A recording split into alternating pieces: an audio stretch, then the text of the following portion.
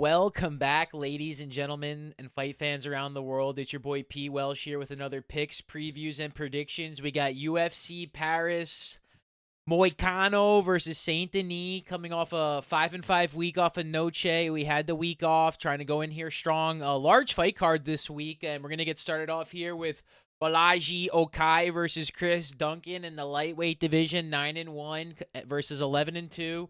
Duncan coming off a loss, triangle choke to Manuel Torres, who lost at Noche, right, to Bahamundes. I kind of like Okai here, maybe with a chance to get a finish. I think he's probably just got stronger, better hands. On average, I think Duncan is probably more of a well-rounded martial artist, and I think his experience could be a little bit of a factor for Okai to maybe take it a little bit longer than expected. I mean, Duncan's got some nice wins. You know, he beat Charlie Campbell, has been in there against some really tough fighters. Okai really hasn't shown that he's ready for the big stage yet, and is, just a. But I think he has potential to get a finish here and really make a name for himself in the lightweight division. I like him to get out on top, start over Duncan. I think Duncan can keep it close for a while. I like Okai late here. I think once he gets some damage done, once he can find a way to exploit, a slower, compromised Duncan, I think is when we'll see a finish. I don't know how much the ground game's going to really be in there for Okai. I think he's really going to try and use the length and the striking to knock Duncan out. I think that's where he really kind of use that like a Muay Thai background, punches and knees, and really just kind of work the body up, down, and around all over the octagon. But I got Okai here over Duncan. I think Duncan, like I said, he's going to absorb a lot of damage. He's going to definitely get some output. If he can do some damage and change the fight late, I think that's his kind of win condition, is tire out Okai, hurt him when he's tired, and then finish him late. I think Duncan really has to kind of weather a big storm here. And just with that being said, I'm going to take Okai. But that would be something if, a lot of these times, what I've learned is these guys can gas out on the undercard. So, like, if Okai can't get him out there by the second round, maybe he doesn't have the gas tank to finish Duncan. That is something that is probably a little bit more plausible in a way. Duncan kind of been to the decision against a few better fighters where Okai has kind of finished his way to where he is right now. So I can maybe something like that never really can underestimate what happens in the octagon. But that being said, I'd like Okai to do the damage with the volume early, maybe put out Duncan second, or and hopefully not a little Duncan puke and rally late. But Okai on the first match up there. And then we're moving on to the women's bantamweight division here. Nora Cornell versus Jacqueline Cavalcante. 8-1 versus 7-1. Cavalcante fought a few weeks ago. Got a nice win. And coming back pretty strong here. Their first French woman on the card there, Nora. Sending their 8-1 versus 7-1. And I think this is going to be one of those highly contested women's bouts. It's going to go back and forth. It's just, I wonder if there's going to be any, I wonder what the stand-up takedown game will look like for Cornell, because I think we've seen Cavalcante doesn't really want to exchange in that. So we'll see if that really has a factor. I think if Nora can get a takedown or two and work Cavalcante, she has a chance to get the upset. But I think Cavalcante's she looked very sturdy, man. She looked like she was really in control of the octagon, feeling very comfortable. And it's hard for me to really want to pick against her after such a recent great performance. I think Nora has a chance to put her out. I think she going against Jermaine Ramadani, and that being canceled. This is the one replacement fighter who's at an underdog, and I think that speaks volume to Cavalcante. I think Nora has a chance to really put her out and do the damage. I mean, she has 6 KO wins in her career. Man, maybe I was leaving Cavalcante a little bit. She rewarded us, but kind of coming off short notice against, somebody like Josie Nunez. I kind of like Cornell here. I think she really has a chance, Nora, to pull up a big upset and do the damage to Cavalcante that really the framework of Nunez really wasn't able to afford. Coming in short, not a full camp. I can see Cavalcanti not being at her sharpest. And I'm actually going to go over to the other side and pick Cornell with the upset win here early in the card, starting the French ladies off early. Plus, even if it does go to the scorecard, which side does it lean? Maybe a little bit more on the French side. Let's pick Nora with an upset over Cavalcanti. Early on in the card wasn't something I was really expecting because I mean I remember that Josie fight. It was a month ago. What's the I know she wants to be active because she hadn't fought for a year before that. Um, but yeah, let's bring it in on the rematch. I'm gonna take the fighter that's been in camp, the fighter at home. I love Cavalcanti and what she brings to the table. I just think this matchup is not the best for her, not the best on short notice, and being favored, I think could be a little bit, not bringing in so hungry. She does have the metrics advantage, but I think the damage advantage is in Nora's corner. Give me Nora with the upset. I think she takes it early and late. Cavalcanti might win round 2, but I think Nora really turns it on. And this is going to be probably a cracker. I don't think, maybe we'll get a finish here. Next, we're moving on to the men's flyweight division. Daniel Barres, 16-6 coming off a loss versus Victor Altramano. Versus 12-4, 5'6" versus 5'8". Advantage for Victor here, and I think that's where we have to lean in a matchup like this in the flyweight division. When experience is relatively the same, not a little bit more UFC experience for Victor. Barres' one defeat was Rafa Filho by choke. And Filio's a gangster, man. So I think he's going to sub a lot of people in there. I think he'd sub Altramano. And I think Altramano is going to have definitely like a more wrestling take, a more conservative approach. He does tend to get more decision wins and wrestle. So I think Barres is really going to have to stand on the feet and exchange because I think Altramano is going to want to get a grasp of him and try and wrestle him, work a submission, and really just work on position. 2-3 in the UFC. He's looking not to lose another one. Barres maybe doesn't have that sense of urgency to not get in a bad position and make no mistakes. That's where I really think this fight is going to be won and lost. Does Barres make a mistake to negate his fight?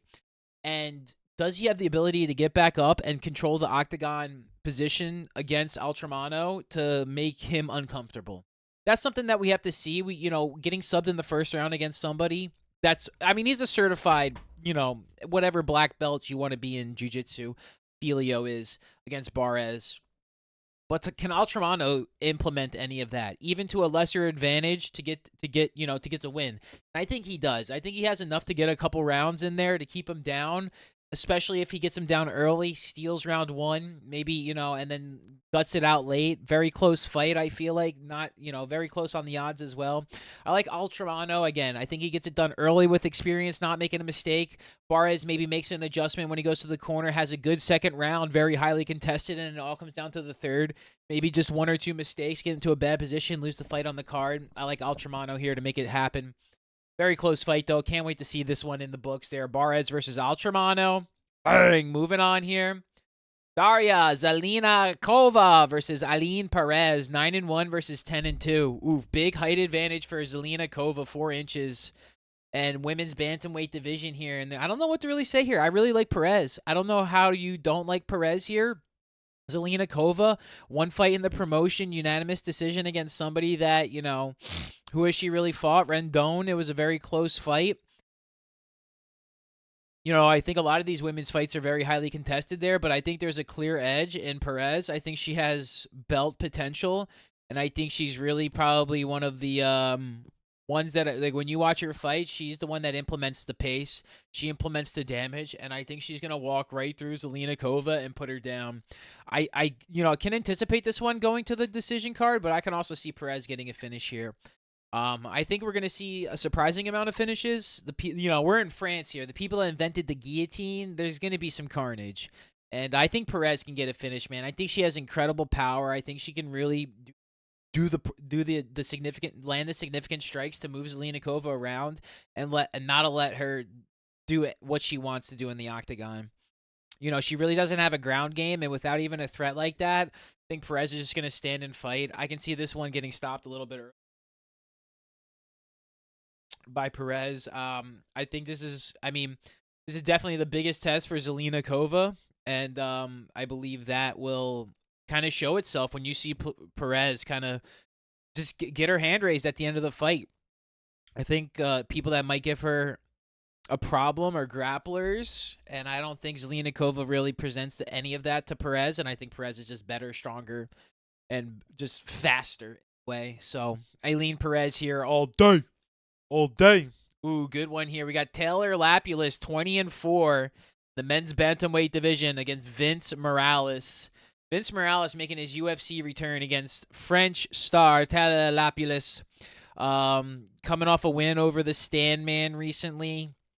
Lost against Basharat, which, you go watch that fight again. It's a very close fight. I think this is a Lapulus all day. Vince Morales, has been around the block. He's going to give you a valiant effort, but I think he's going to put it all on the line. Just knows to take losses every way, 3-5 in his UFC career, and, a lot of unanimous decisions. I think he's very afraid to put it on the line here, but I think he might get finished here. I think Lapulus, he might get a comfortable finish, but like I said, being in France, he's French himself. I feel like that's a different factor. Out of all the places that we've ever seen kind of there being a home field, France definitely has a definitive home field. Even if you look at something like soccer, won the World Cup there at home, there's something about the French. I've never been there, but interesting place and people. I know it's going to be juiced up. It's an early card for us watching in America, and I like Lapulus, man. I think he's a very clean striker. I think he's very powerful. 135, he's going to put the hurt in on Morales. Hopefully get a nice finish. And the question is Vince going to put it on the line to get finished, or is he going to be very conservative, right? What's the output of Vince going to be? I think it's going to determine how this fight plays out, either on the scorecard or in a loss. But, with this, Lapulus only minus 355 against somebody like Morales. I guess the experience might play heavy into that. But man, I just think this guy Lapulus is a damage maker, man. I think he's really good, and I could see him not getting a finish. He doesn't have the most spectacular KO record on there, so let's see how this is. But I got Lapulus right there. Moving on, the men's lightweight division, Ludwig Klein, 22-4-1 versus our guy Roosevelt Roberts, 12-5, and Roosevelt coming in on short notice to replace Nicholas Mota, which that would have been a banger fight, man. There's some heavy hitters here. If you look at the odds, it's Ludwig Klein all day. I don't even know if I really need to make it too much. Roosevelt Roberts, kind of look at his last 5 here. 4-4 in the UFC, lost to Rabicki and Hubert, lost to Bahamundes, some fights in between their UFC fight nights. I just think Ludwig Klein, hopefully, he puts him out in spectacular fashion. Kicks are very strong for Klein, could be a differential factor late in the fight. I just see pure domination from Klein here as the odds concur with us. Roosevelt Roberts coming in there, a valiant lad effort. Let's see if he can put it on the line and maybe catch a KO. You just have to think that maybe the height advantage could be something, but it's one of those things with these guys with the height. If the shorter guy gets inside, it's over. They're too quick, fast, and powerful, right? If you don't manage the distance right. Roosevelt with the losses on his record seems to indicate that this is a massive discrepancy in talent in the octagon here. Ludwig Klein all day. Put it on the board. Yes. Moving on to the light heavyweight division, we got Omar Sy versus Da Woo Jung. 10-0 Sy coming off a KO win versus Woo Jung. 15-4-1, 4-3-1 in the promotion, and coming off some 3 straight losses. And this is going to be Sy all day. Sy by KO, Sy early. This one might not last very long. Sy inside the first round. I like whatever I don't think Woo Young is not like he's not going to come out there, but I think this guy Sy is the next one of the next big things in the light heavyweight division. Going to get a ranking sooner than later. He's going to put this guy out pretty quick, and Da Woo Young, you're going to be on there. Hopefully you get a nice matchup coming later. If Woo Young can put a nice, he does have that KO potential himself, but Is he gonna catch him? I mean, he has. It's just the experience and the promotion against these true light heavyweights. The guys that are. This guy's gonna be so athletic. Sai is. He's gonna come in there so explosive. He just is one of the reasons he's a minus 500 favorite. He was in his last fight. Took him out in a minute. Sneaky submission finish for Sai too. I mean, he has a lot in his career as well, but the KO power is there too. The speed, the ferocity. France. I can see this one not making the first round. Round one finish, round one finish, round one finish, round one finish, round two finish, round one finish, round one finish, round one finish, round one finish. That's Sai's career right there. Probably bookmark another one against, no offense, Wu Young, the most not experienced guy in the world. Probably talked longer than the fight's gonna last, boys. Let's move on here. The feature prelim in another light heavyweight division. Ion Cutelaba, 17-10-1, coming off a loss versus Ivan Urslan. Let's get his record 14-3. Number one Croatian prospect against Cutelaba. And I got the prospect. Give me Ivan Urslan by KO. Cutelaba just not in a run of it. I mean, I can see the experience getting there. Maybe if he plays it pretty conservative, using the freaking 16 fights. Cutelaba, but a 6-9-1 record. Last time out against Philippe Lins, loses, and they drop Lins after him beating him up for freaking 3 rounds. Just not a lot to really hang your hat on for Cutelaba. Jacoby Bozer wins. Like, where are we going for some positivity here? I think he probably gets KO'd. I think the prospect Urslan, haven't watched too much of him and coming up, trying to get some intel on him, but we're just gonna run with the power of Cutelaba not being clean, being a very reckless fighter.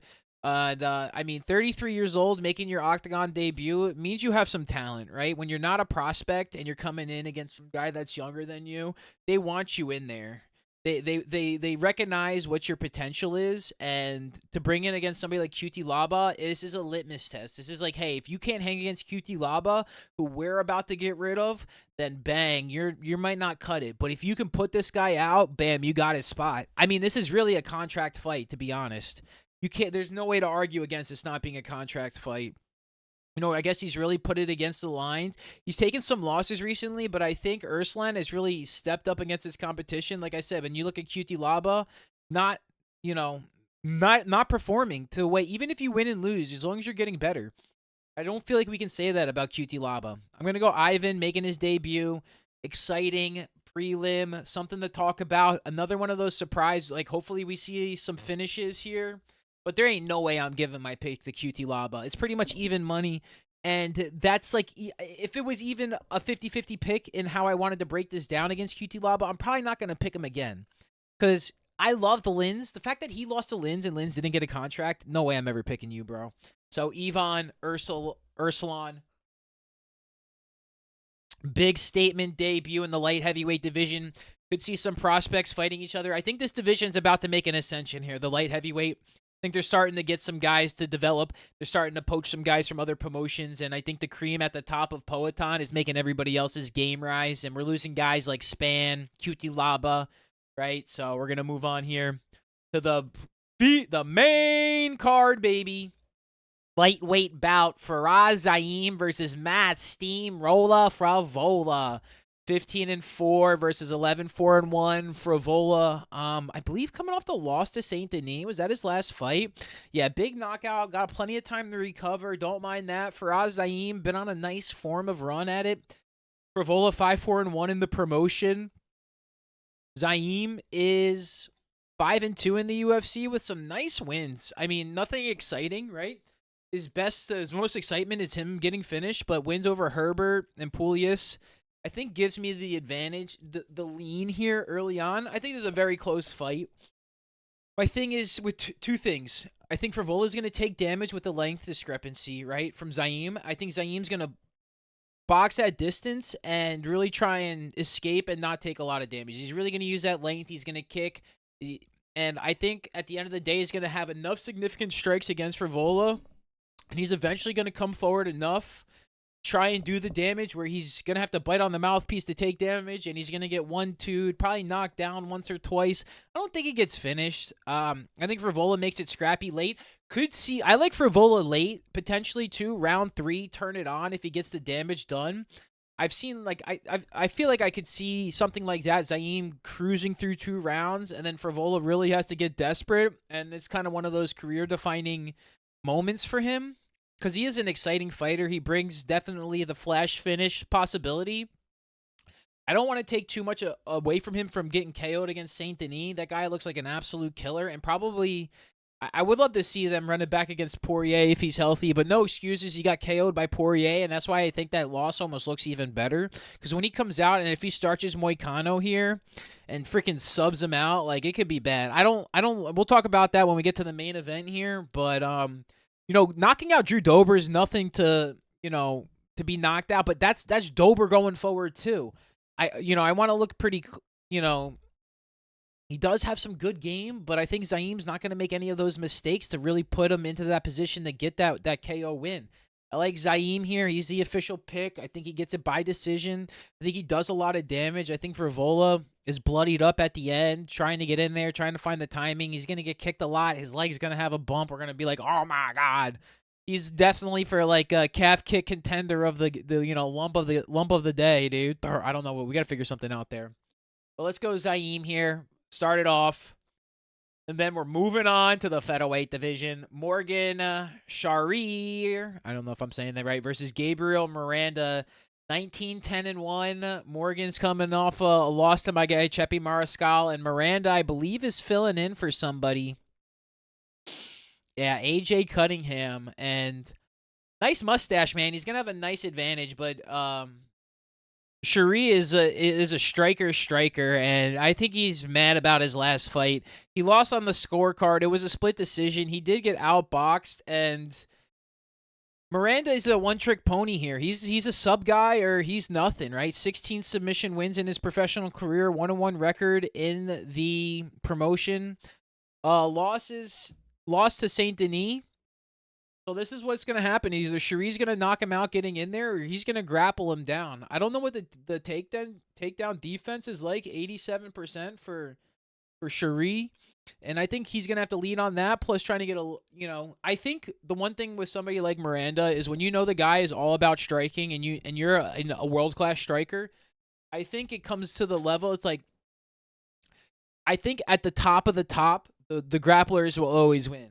But if you're not the greatest grappler out there, you can get KO'd by the guy who's a better striker. Because I think the strikers on average are better. But even at the top of what have we seen recently, Bilal beating Leon, Marab beating O'Malley, I think at the top, the wrestling wins out more time against the strikers. But in this middle, in the average, I think the strikers have the advantage more times than not, just to be able to implement the positioning that they really need in the octagon versus, like, you have to sub a guy, you have to get him in a bad position. But every fight starts on the feet, right? So to get a takedown, you're going to have to get a guy off balance. You're going to have to get a guy unsuspected. You have to get a guy who's committed to something that's not takedown defense. And if he's committed to takedown defense, striking at distance, and is very accurate, clean, and smart with it, I like Morgan here.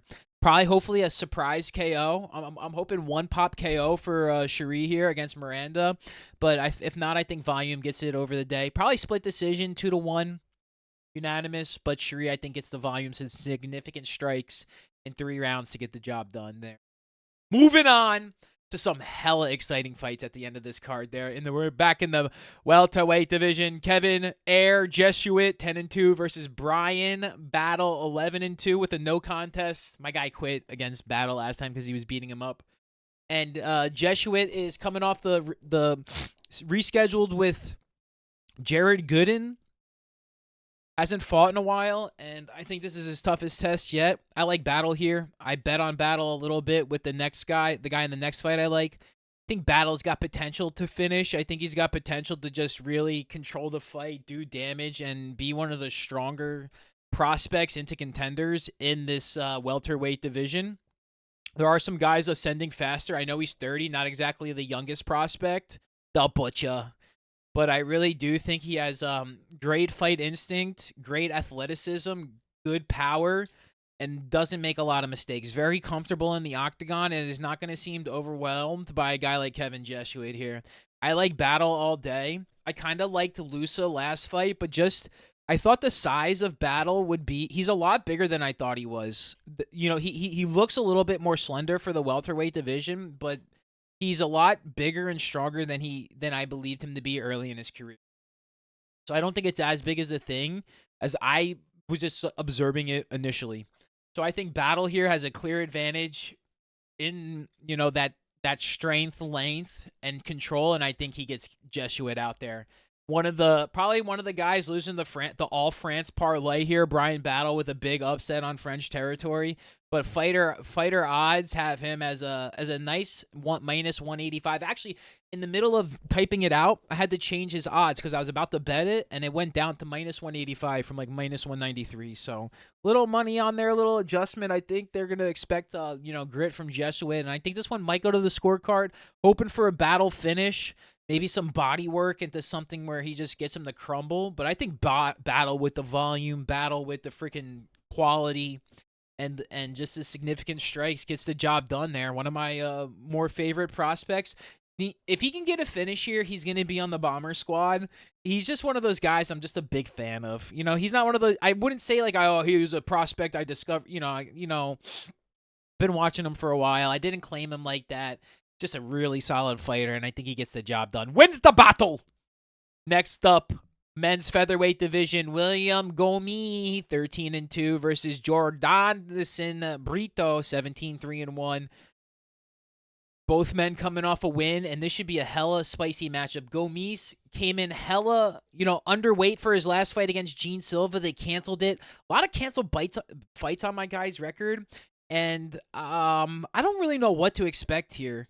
It's hard to really say when you've been kind of not putting your best effort out there. And I tell you what, man, I like Brito a lot. He's the guy, the B&B parlay, Brito and Battle. I put them money line together. Just put it this way, man. This guy Jordanson Brito beat Diego Lopes on the contender series.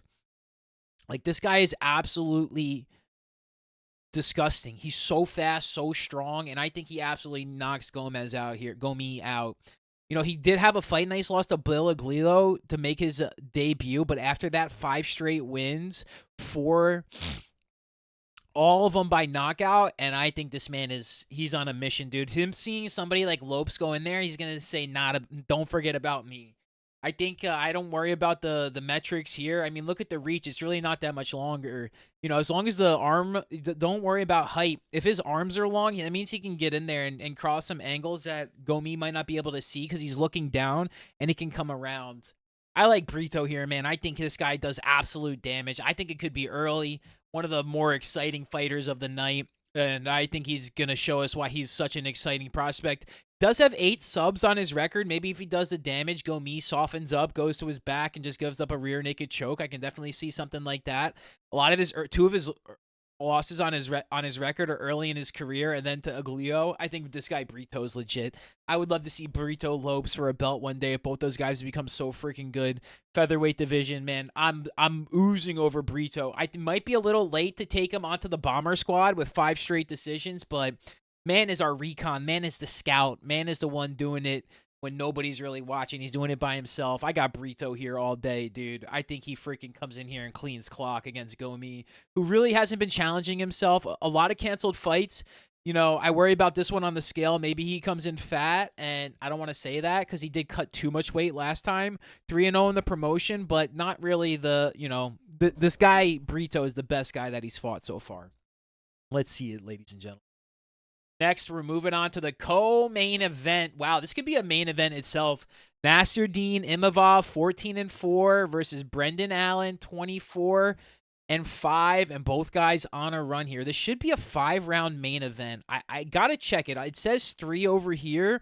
I believe it should be a 5-round main event. And I'm such a fan of Allen, man. I really think he's one of my favorite fighters on the card in the promotion. How even at the middleweight division, he dominates and gets submissions and still throws hands and is not afraid. What I am afraid of is what Imhoff brings to the table. Just the distance and him being far away and being able to do damage to Allen to upset his ability to get the takedowns and get him in the position I want. For the official pick, I'm going to pick Imhoff just because I think he's going to be able to control the fight a little bit better. And when we've seen Allen lose, he's lost to distant strikers who command, and he hasn't been able to impose as well. Now, as a fan, I'm going to be rooting for Allen like hella, but I think Imhoff really takes it and shows why I think Imhoff takes on Chimaev after his next fight because he's gonna have to wait his time because we still got Robert, we got Sean, we got DDP just won again, right? So like we got to get through a little bit. I think when Imhoff beats this guy Allen, he calls out Chimaev, and I think we might see something like that. I think he's really class, but he's not going to be able to crack anybody above him. Oh, I mean, Chimaev is fighting freaking Whitaker. What am I talking about? What am I talking about? So that's above them. I don't know what he does after this. He probably wants to call for a belt title. Both these guys calling for a title at the belt, no matter what happens. Hey, let your guys do your distance. I'm coming for one of you. There's nobody else to beat in the front. I mean, you can take the loser of that if you want. Yeah, basement. But I really like Allen as well. But what's really gonna happen after that? Who knows? Who knows? I mean, Whitaker, Imhoff, Barallo coming in there. He needs some time to recover. You know, he's probably got the loser somewhere of one of these big fights. But I like Imhoff here. I just think what he brings to the table, either of these guys can call out anybody, man. They're getting to the cream of the crop in this middleweight division, and ain't going down, man. They're not going Coaster. They're not going Vittori, Cannonier. They're not going down, dude. They're going up. Both these guys want to go up. They want a title. They want a belt. They want a shot for the belt. And I think Imhoff at home, it's gonna be his night, man. I can't believe this one wouldn't be 5 rounds after a 5-rounder with Cannonier, after a 5-rounder with freaking Dolas D. I can't believe this one wouldn't be 5 rounds. I have to double check that. The one site says 3 by 5 though. So let's go Imhoff here. Open for a 5-rounder. And then the main event of the evening. Money Moicano versus Benoit Saint Denis. 19-5-1 versus 13-2. And 1 no contest for Saint Denis here. And man, I think this reminds me of the fight night from a few weeks ago, man. A mirror matchup. And I just think I'm going to take the younger fighter again. They do the podcast together. He does it with Gilbert and Moicano, and I just think they're taking another loss here on the Show Me the Money podcast. He needs to win, but I mean, I think this guy Saint Denis is a steamroller, dude. I think he absolutely finishes everybody, and as long as he doesn't have staff and a drained gas tank, I think he takes down Moicano, who's lucky that he wasn't finished up by Turner slightly. Very fortunate. I'm not gonna call him lucky. Very fortunate that it wasn't turned up there. But I mean, if my guy Moicano can get a big fight and finish here, I mean, climb the rankings, he can call out somebody in a favorable matchup above him in the division, I think has a lot of opportunity. I really am excited. I like Moicano. I don't want him to have a matchup like this, but there's no way I'm picking against Saint Denis here. I think ranked 11, ranked 12 in the lightweight division. You're looking at Fiziev, Gamrot, Benny B. A lot of potential to play for the guys up. Not too much committed, and because the top of the lightweight is still always so intermingled. Gamrot taking the L, Benny B coming off. I think Moicano can look at something like that if he takes a big L, and then you get the winners. Gamrot, Saint Denis would be a fire matchup. I like Saint Denis here to get the win. I just think it messes up too much in the division if Moicano wins, and who cares? Even Moicano, Gamrot, you can run anything. These guys are going to scrap. I think this one should be a good one. I think the edge kind of leans with Saint Denis in his striking, where Moicano is kind of more of like a one-trick pony. As in, instead of Jalen Turner trying to do a walk-off KO, this guy Saint Denis, after he punches Moicano in the face, is just going to suffocate him and smother him in top mount. So that's where I think the fight is won. That's why I kind of like this, why I understand he's a favorite. I think he has a really big edge in the significant strikes, his ability to finish my man. even 9 subs, dude, and just do the damage to get him down. Like I said, mirror matchup, 10 subs. Just look at the quality of the hands. Moicano 3 KO losses, only 1 KO win. You know, and no, he's been in there against everybody, man. It's actually insane. Ortega, freaking Qatar, Swanson, Aldo, freaking Fiziev, Stevens, Hooper, everybody, Dober, Turner. So bring it on, dude. I think this one should be a smacker, but I got like Saint Denis here. We're going to do a quick recap of UFC Paris here. We're going to start with Okai, Cornell, Almontrado, Perez, Lapulus, Klein, Sai, and Urslan. Moving into Zaim, Shari, Battle, Brito, Imavov, and Saint Denis, man. Comment every winner in the comments. If you get them all right, I'll give you $100. Like, comment, subscribe if you're enjoying the videos. Thank you so much for all of you who tuned in and watched. I'm so grateful. Have a great day, everybody. Peace and love.